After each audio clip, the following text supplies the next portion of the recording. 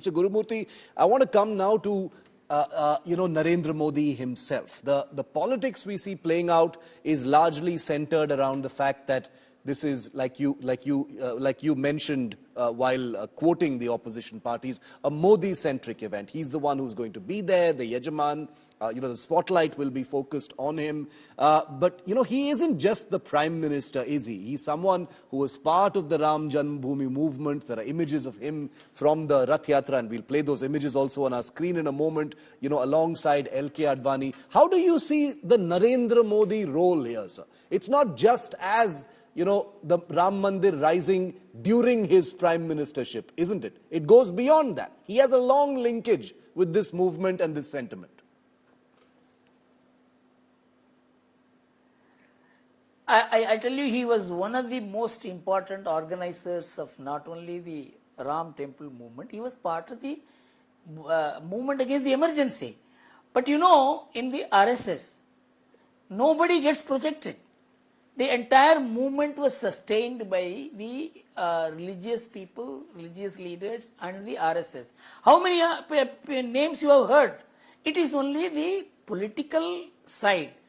Advani and people who were associated with him, Govindacharya, Pramod Mahajan, you would have heard this name. But that his name was not heard was not that he was not part of it. He was very, very much part of the movement, not only as part of the organization, but personally. I know it. So, because I have been associated with this movement from 1984. Any number of documents I have drafted. The BJP white paper itself was in a way my responsibility.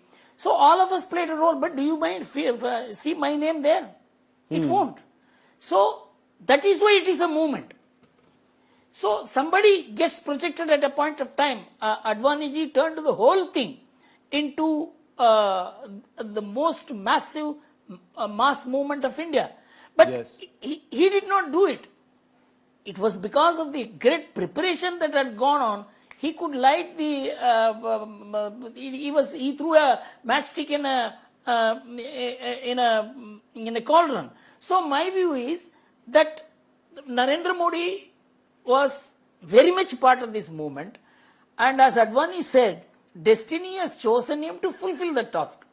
You see, the opposition doesn't know how to handle the Modi phenomenon because they have not come across a prime minister who has 48 hours a day and who works and he speaks, he travels, he imagines, and he not only has been able to cement and become popular in the country, he is now the most popular leader in the world.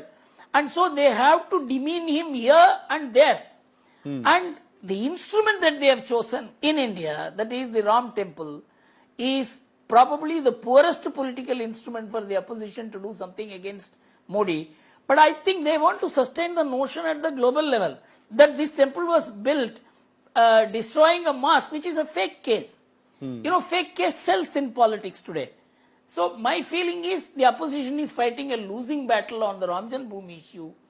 No intelligent person would have taken such a foolish decision of boycotting. In fact, they could have said, we will not, UP Congress did a very clever move, that we will go and do darshan earlier, and they had Saryu, Snan, and you could have done something like that. Yeah. Because it is Modi function, we don't want, but we want to respect Ram. There is Indeed. no. C. Subramaniam once said, most politicians are so selfish, they do not understand what is being intelligently selfish. So they are not even intelligently selfish.